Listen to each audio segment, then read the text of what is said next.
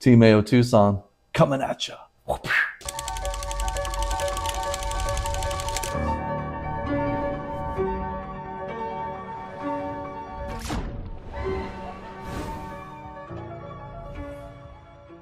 This is one of my favorite subjects to talk about, is water in the desert.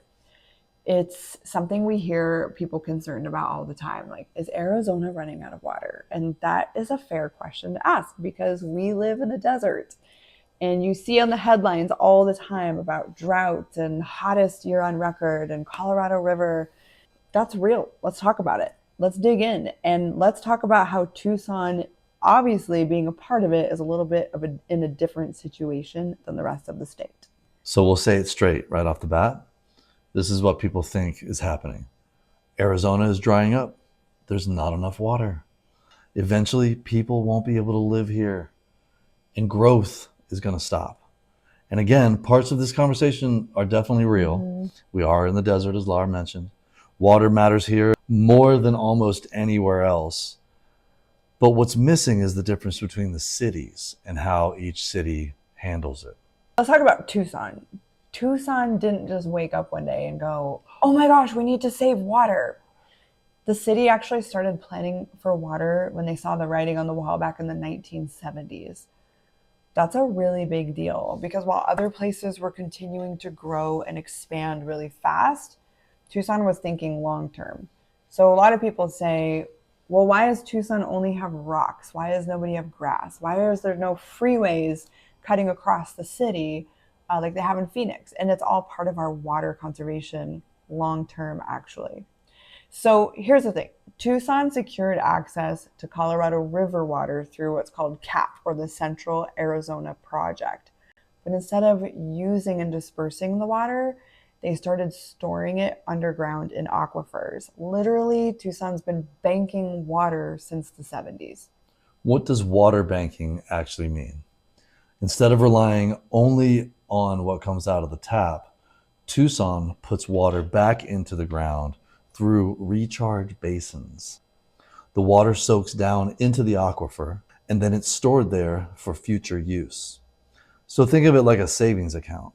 Instead of spending everything as it comes in, Tucson has been saving water for decades. And because of that, in a lot of ways, Tucson is actually ahead of the curve. One of the coolest things, and people don't know this, is that parts of the Santa Cruz River are flowing again. So all the washes that feed into the Santa Cruz, it used to run all the time back in the 1800s, early 1900s, and then it's been dry. And Tucson Watershed Management, I used to volunteer for them at some point, they actually have literally got it running again. If you've lived here for a long time, you know how special this is. And it's happening because of intentional water management. Not luck, not monsoons coming in, actual planning. This is where it really matters. Not all Arizona cities approached water the same way. Some areas, especially areas that grew really fast, kind of built first and figured water out later. Tucson did the opposite. Slower growth, more conservative planning, focus on long-term sustainability. So while you hear a lot about water concerns in Arizona, Tucson is actually one of the more stable places you can be. So what does this mean for you if you are planning to move to Tucson and maybe you're nervous about it? If you're thinking about moving here, here's the honest takeaway. Yes, obviously water matters. Your lifestyle is different here. Again, we don't have manicured lawns that you're watering. We have rocks and what's called xeriscaping and slow drip irrigation. You'll see a lot of people have water storage tanks that collect water, water harvesters to collect water from rain. It's one of the few places that, again, has planned for this before it became a problem and impacts things like our long-term growth, property values, and overall stability. Another thing that Tucson did that other cities haven't really embraced yet, and I think they could personally like make a case study for what has Tucson done differently. We even have the way that our water catchment systems are in the roads. Even that utilizes water and funnels it into our aquifers. So we're not relying just on Colorado River water. And I've read somewhere, and feel free to fact check me on this if you're listening, but I've read somewhere that Tucson actually has 5 years worth of water stored for the whole city. So if we ran out of water tomorrow and the Colorado River was like not going to be allotted here at all anymore, or if California kept stealing all the water and then nobody else has any, we would still be okay. And our city actually encourages people to catch your water.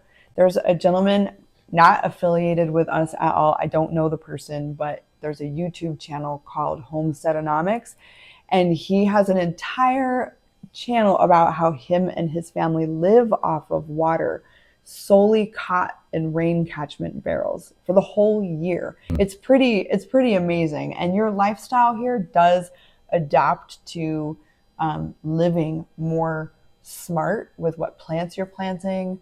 Yeah, that's all I have to say about that.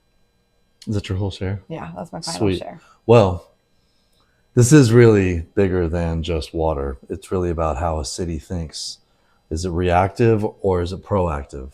So Tucson, whether people realize it or not, has been playing the long game for a long time. So again, if you're thinking about moving to Tucson and you want real information, city specific, not just general headlines, this is exactly what we're sharing here.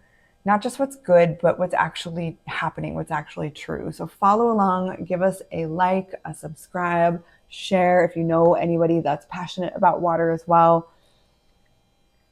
And that's it. That's all I have to say. I'm going to say one more thing.